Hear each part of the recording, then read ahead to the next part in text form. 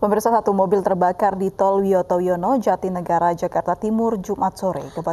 Kebakaran diduga akibat korsleting listrik di bagian AC mobil.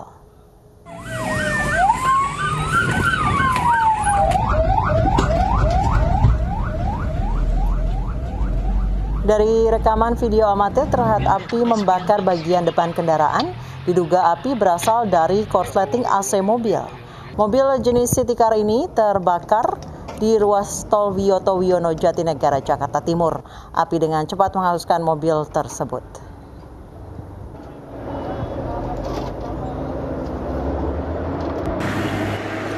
Beruntung tidak ada korban jiwa dan pemilik mobil berhasil keluar dari mobil saat api mulai membesar.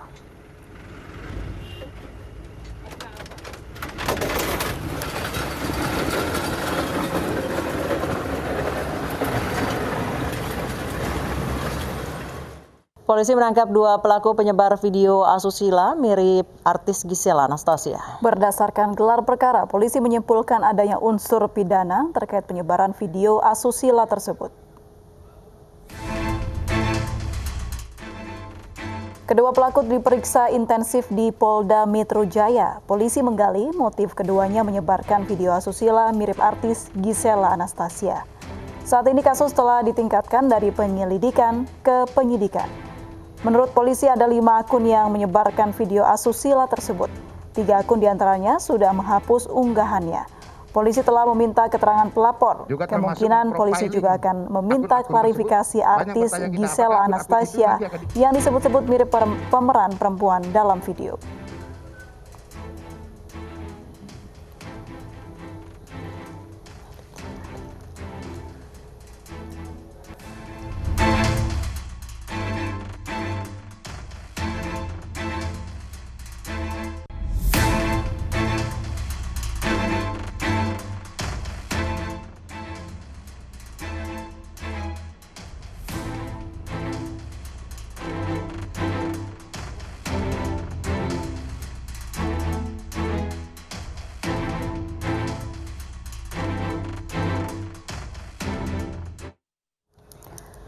Siapa saja yang terlibat dalam penyebaran video syur mirip Gisel? Kami akan bahas bersama Kabid Humas Polda Metro Jaya, Kombes Pol Yusri Yunus, dan juga kuasa hukum Gisel, Fitra Romadodi. Dan juga ada Pak Roy Suryo, pakar telematika. Selamat sore, Assalamualaikum Bapak-Bapak. Waalaikumsalam warahmatullahi wabarakatuh. Baik. Selamat sore, Waalaikumsalam Mbak April. Saya ke Pak Yusri terlebih dahulu, bagaimana penyidikan dari kasus video syur mirip artis ini? Makasih Mbak, selamat sore Mbak Suryo, Mbak Fitra. Sampai dengan hari ini, siang ini memang sudah ada 2 orang yang kita tetapkan sebagai tersangka. Setelah kita lakukan pemeriksaan sejak kemarin, ya, kita akan pemeriksaan, dia adalah pemilik akun. Ya. Kemudian malam tadi sudah kita lakukan tersangka dan kita lakukan penahanan terhadap bersangkutan. Kedua orang tersebut memang pemilik akun yang memang sekarang ini kondisi masif dia untuk menyebarkan. Ini hasil penelitian yang kita dapati dengan motifnya rata-rata untuk menambah followers di akun Twitternya. Katanya untuk mengikuti salah satu giveaway atau quiz ya. Ini motifnya sementara Mbak, begitu Mbak. Baik Pak Yusri, 2 orang yang ditetapkan tersangka ini pemilik akun yang menyebarkan, apakah mereka merupakan dalam tanda kutip tangan pertama yang menyebarkan video ini? Bukan Mbak, jadi ini adalah penyebar masif sekali ya. Tersangka ini menurut hasil penyidikan dilakukan oleh penyidik Unit Cyber Polda Metro Jaya. Masih sekali dengan motifnya ada untuk mendapatkan followers yang banyak. Nah, ini masih kita dalami lagi ke atasnya siapa sih yang penyebar pertamanya, kemudian juga nanti sambil berjalan juga nanti atau kita bisa mengetahui siapa pembuat. Kita sambil menunggu saja Mbak. Baik, berarti penyebar pertama masih dicari ya Pak ya? Iya, betul sekali. Dari mana mereka mendapatkan video itu Pak hingga akhirnya bisa menyebarkannya dengan motif untuk menambah follower? Saya ambil contoh saja, PP ini men-share screenshot ya, postingan video porno ini dapat dari Twitter dengan nama akun atau salah satu akun, kemudian kemudian dia kirimkan melalui WhatsApp dengan segala bentuk apa semua lah setelah hasil penyidikan yang ada ke beberapa grup WhatsApp yang ada, beberapa grup sosial yang ada, kemudian dinilai, kemudian kita lakukan pemanggilan dan kita lakukan pemeriksaan pendalaman terhadap yang bersangkutan. Inisialnya PP, yang satu lagi adalah inisialnya MN. Apakah pemeran terduga pemeran wanita di video tersebut sudah dipanggil, Pak? Apa hasilnya? Ya, nantinya akan kita panggil ya, kita sudah rencana tidak lanjut karena dia menyebutkan ada nama pemeran itu, kemudian kita akan rencanakan memang itu jadi saksi untuk kasus tersangka saudara PP dan MM ini, Mbak. Baik. Kita beralih ke Pak Pitra Romadoni. Bagaimana Anda menangani kasus klien Anda hingga saat ini? Sebelumnya saya ingin luruskan dulu terlebih dahulu bahwasanya saya Pitra Romadoni bukan sebagai kuasa hukum Gisela, akan tetapi saya mewakili masyarakat yang ingin mengungkap kasus ini. Dalam permasalahan ini kami menanggapi dan terlebih dahulu kami memberikan apresiasi penuh ya dari Aliansi Pengacara dan Masyarakat terhadap kinerja Polri yang hari ini telah menangkap 2 tersangka yang saat ini sudah tersangka, sehingga pertanyaan-pertanyaan masyarakat tadi sudah terjawab oleh penjelasan daripada Pak Yusri tadi. Jadi saya berdasarkan catatan kami dan dari petunjuk para ahli yang kami dalami, bahwasanya kami menduga ini dilakukan oleh orang profesional karena ada dugaan retake dalam video tersebut seperti itu. Jadi video yang ada justru direkam kembali lagi, direkam ulang. Ini yang menjadi catatan kami. Apakah itu di retake atau tidak? Biar nanti pihak penyidik yang akan menjawab dari hasil penyidikan tersebut. Maksudnya di retake itu apa ya, Pak Fitra ya? Di retake itu adalah video tersebut direkam ulang seperti itu. Nah, jadi karena memang ini direkam ulang, kami kira untuk pembuktiannya ini sangat sulit. Akan tetapi kalau memang ini sudah dilakukan forensik, tidak ada yang tidak sulit kalau memang penyidik sudah melakukan forensik. Direkam ulang itu dibuat file barunya atau seperti apa, Pak Pitra? Berdasarkan bukti yang kami peroleh, itu ada 19 detik ya. Dan catatan kami dari keterangan para ahli ya, bahwasanya video tersebut itu kami duga itu video yang direkam ulang kembali dari handphone ataupun alat perekam lainnya. Nah, jadi kalau memang itu video secara murni, kita katakan tidak ada perekaman ulang ataupun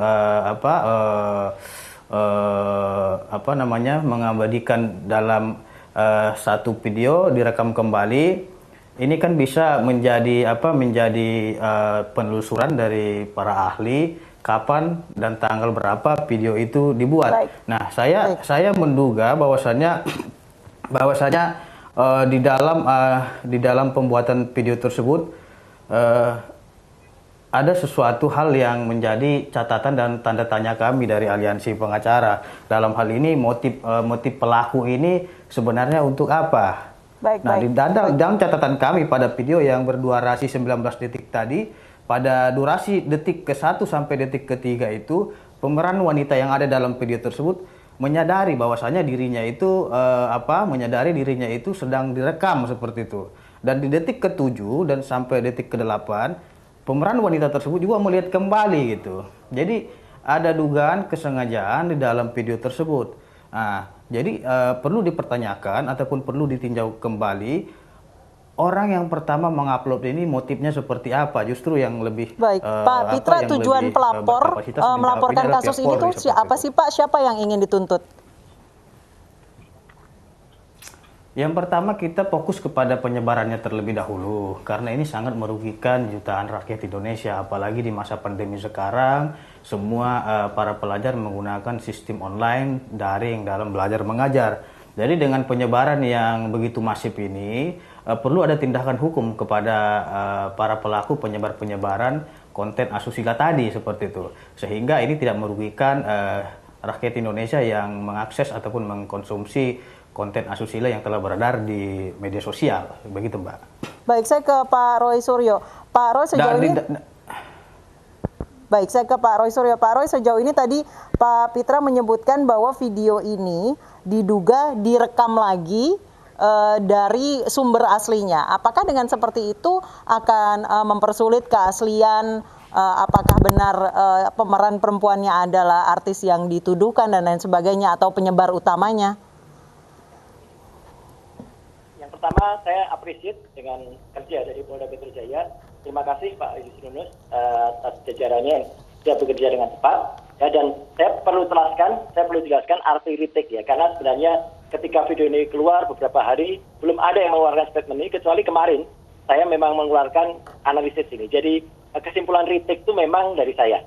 Ya, kesimpulan retake itu adalah jadi begini ceritanya. Jadi andai kata ini ada handphone yang kemudian digunakan, ini misalnya ini handphone ini digunakan untuk merekam yang bersangkutan, siapapun dia, wanita itu, kemudian file dari handphone ini kan sebenarnya ada datanya, ada yang disebut metadata atau timestamp-nya. Nah, kalau itu kemudian yang disebar langsung, ini otomatis kita bisa tahu kapan video ini direkam, ya, artinya adegan pria dan wanita itu kapan, itu bisa kita ketahui, bahkan ada suaranya. Nah, pengedar yang pertama, maka Mas Pitra Romadhoni tadi benar mengatakan pengedar yang pertama tuh saya juga berharap itu juga bisa kena oleh kepolisian karena dia merekam ulang. Jadi retake itu merekam ulang. Jadi dia pakai gadget yang lain, jadi yang pertama tadi diputar filenya, kemudian dia rekam lagi. Nah, sehingga metadata atau timestamp-nya, Mbak April, itu kemudian yang beredar adalah timestamp yang kedua. Jadi ini memang agak mempersulit untuk pihak penyidikan. Tapi saya percaya teman-teman dari sisi IC Polri, ya, dari Cyber Polri itu sudah berpengalaman dalam hal ini. Insya Allah nanti itu akan bisa di-trace, karena misalnya dia viralnya adalah Sabtu malam, ya, kemudian itu bisa dilihat pakai spektrum mana yang paling masif, tadi yang dikatakan Pak Yusrinus itu betul sekali. Yang paling masif dulu yang kena, nanti yang paling masif diinterogasi, nanti di-trace dia, IP dia dibuka, handphone dia di-image, hingga kemudian keluarlah. Dia ambil itu dari mana, ya, apakah dia ambil dari dari misalnya dari Telegram atau dia ambil dari Twitter, itu akan bisa ketahuan, dan disitulah nanti akan ketemu siapa yang meretake tadi. Jadi retake itu tujuannya untuk mengaburkan atau untuk menyesatkan penyidikan.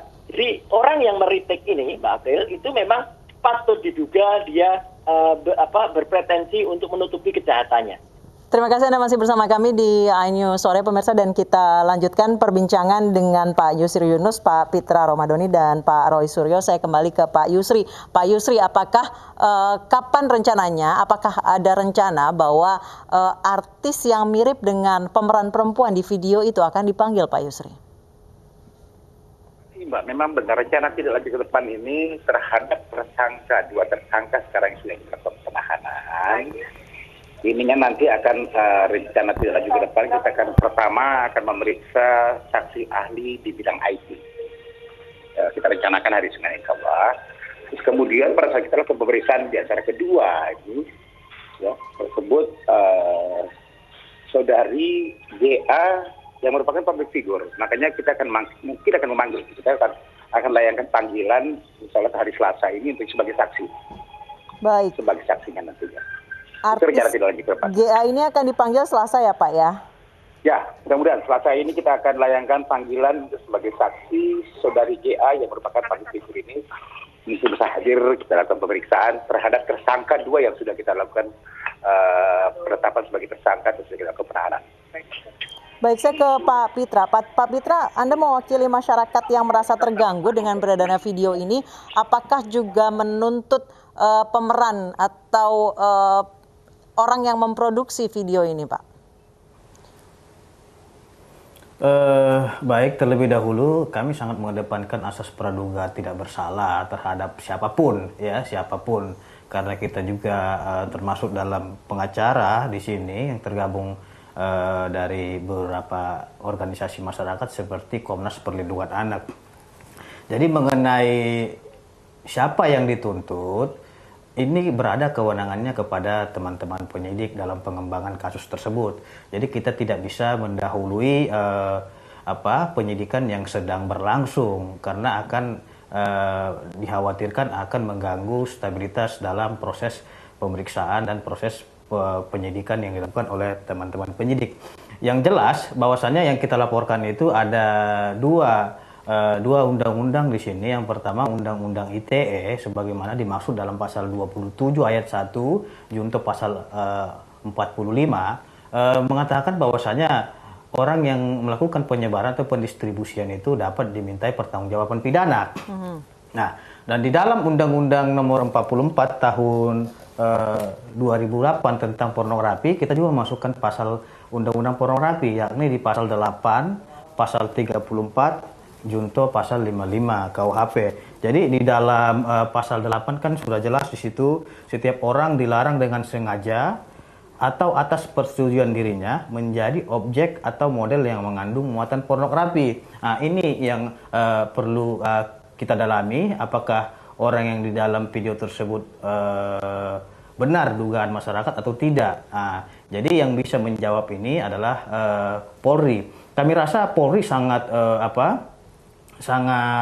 sangat serius dan sudah maksimal sekali dalam mengusut permasalahan ini, karena buktinya sampai saat ini sudah ditetapkan 2 orang tersangka dalam permasalahan ini, dan kemarin sudah Rabu kemarin sudah ditingkatkan dari proses penyelidikan ke penyidikan. Ini merupakan bentuk komitmen Polri dalam mengusut tuntas kasus ini. Baik. Sehingga masyarakat tidak bertanya-tanya siapa pelaku yang ada dalam video tadi. Dan wajib kita berikan apresiasi penuh kepada Polri yang telah mengusut kasus ini seperti itu. Baik, selanjutnya saya ke Pak Roy. Pak Roy, untuk mencocokkan pemeran di dalam video itu, apakah butuh video asli atau cukup dari video yang retake itu, Pak?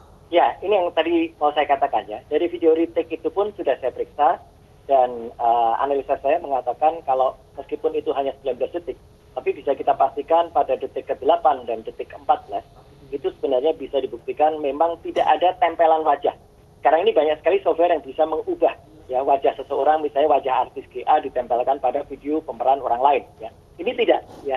Jadi artinya adalah wajah yang ada di situ, wanita dan prianya itu adalah memang mereka. Mereka itu siapa? Nah, ini yang harus nanti ditindaklanjuti.